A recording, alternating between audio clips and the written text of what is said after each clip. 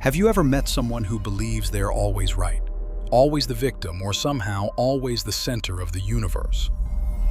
What if I told you that behind that inflated ego is actually a fragile shadow?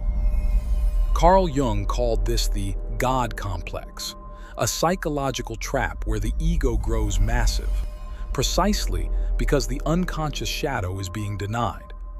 And here's the twist. This isn't just about them. It could be you, too. Let's explore how the shadow, when ignored, can secretly turn anyone into a narcissist, and what Jung warned us to do about it. The God complex isn't just arrogance. It's when the ego believes it's all-knowing, all good, untouchable, no flaws, no wrongs, no accountability. In Jungian terms, it's when the ego identifies with the self, the totality of our being, and tries to play God over the psyche. Jung warned, the ego should never identify with the self. To do so is to invite madness. Why? Because the self contains the shadow, our darker impulses, suppressed memories, selfish desires, and unresolved wounds. When the ego refuses to face this shadow, it doesn't go away. It gets projected, inflated, and eventually, it possesses. Imagine a balloon.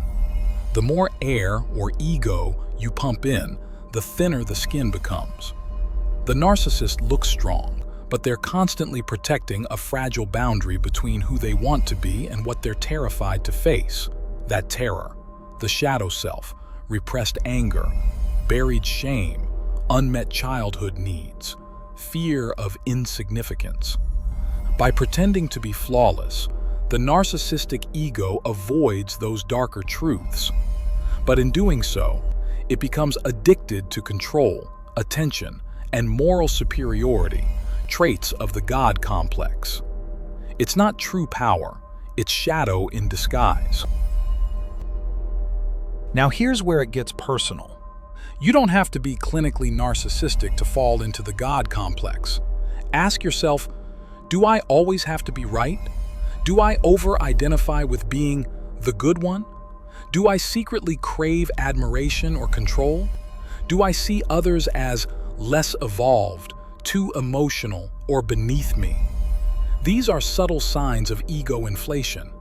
Jung said the bigger the ego becomes, the more it fears the shadow, because even a glimpse of darkness threatens the illusion of perfection. Real growth begins when we stop defending and start reflecting. Eventually, the God complex collapses through crisis, betrayal, or emotional breakdown. The psyche can't maintain the illusion forever. This is what Jung called enantiodromia, when something turns into its opposite. The inflated ego is forced to face humiliation, loss, or shadow material it's avoided for years. And ironically, this collapse is where healing begins. Because when the God ego dies, the real self can emerge. Not perfect, not pure, but whole. Here's the antidote Jung recommended. Shadow work. Journal your projections. Notice what you hate or idolize in others. That's your shadow talking. Humility practice. Admit when you're wrong. Step down from the pedestal. Don't fear not knowing. Integrate, don't eliminate. The shadow isn't evil, it's human. Bring it into consciousness without shame. Jung said, one does not become enlightened by imagining figures of light, but by making the darkness conscious. That's real power, not being above others, but being deeply honest with yourself. So the next time you're triggered by someone's arrogance or tempted to see yourself as above reproach, we want triggered by the waiting for pause. So ask, what part of me have I disowned? Because the more we deny the shadow, the more it rules us, quietly, from the dark. But when we meet the shadow face to face, without fear, we no longer need to play God. We get to be whole.